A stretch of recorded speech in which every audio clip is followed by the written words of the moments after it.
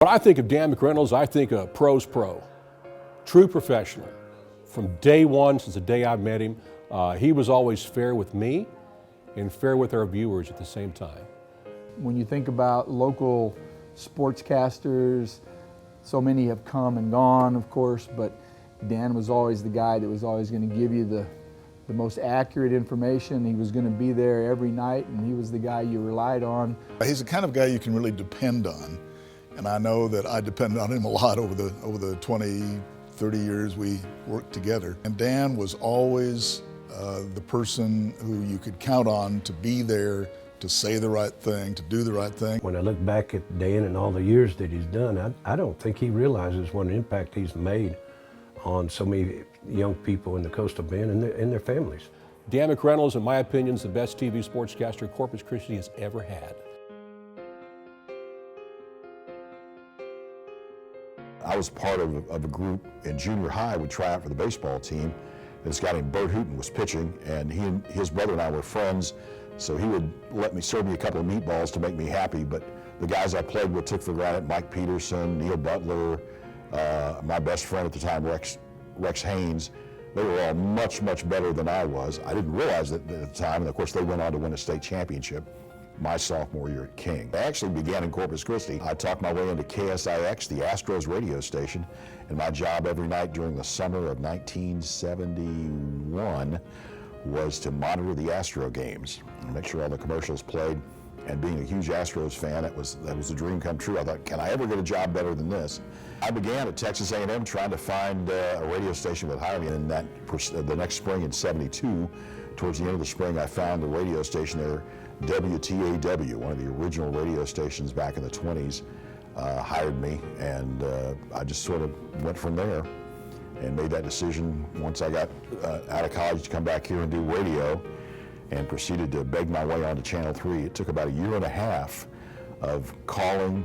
About every month or so, I'd call and say, hey, I'm available. And finally it worked out. And at one time I was working at Channel 3 and 2 other radio stations just to make ends meet and just kind of have fun in the business. I've loved it. I left to go to North Carolina and came back in '85 at Channel 3. The lure of home, the beach, we'd go to Myrtle Beach and have fun, and just decided that if you're going to raise a family, you're going to raise a family. And so we just decided to give it a try. I think we kind of came back with the idea we'd give it a try. And it's almost 30 years later, here we are. Dan was a very witty person. He had that dry humor, and he always made stories fun to cover. Didn't really matter what it was. We had fun doing it. During a live shot, Alan Harwell was working with us there. I think he'll remember this. And it was an extra inning game. We'd hoped to have a finish to a playoff game. And almost on cue, when Alan took it, well, Brooks Kieschnick's up to bat, he hits a monstrous home run completely out of Cabinet's field. And for once, Alan was kind of dumbfounded, speechless almost, because you couldn't believe that you were that lucky, and that happened. So I guess Kieschnick's the guy that stands out in my mind. Obviously, Mark Blackmar's catch to give Carroll a state championship a few years ago, probably high drama, that is there too. And again, just the endless supply of talent at Moody. We would go back and forth waiting for him to win a state championship, and they did. Every coach, I learned something from some of them. G. Chapman is a fiery guy. I was kind of halfway afraid of him when I first started, but you sit there and watch what he's accomplished year after year. And I think he's mellowed. Maybe I've mellowed towards him, but again, he's got quite an operation. I could see Hector, just from my viewpoint, a couple of moves ahead of everybody, because he was the original Moody coach. I have a special affinity for him, obviously a man who's very religious and made that a part of his philosophy as well.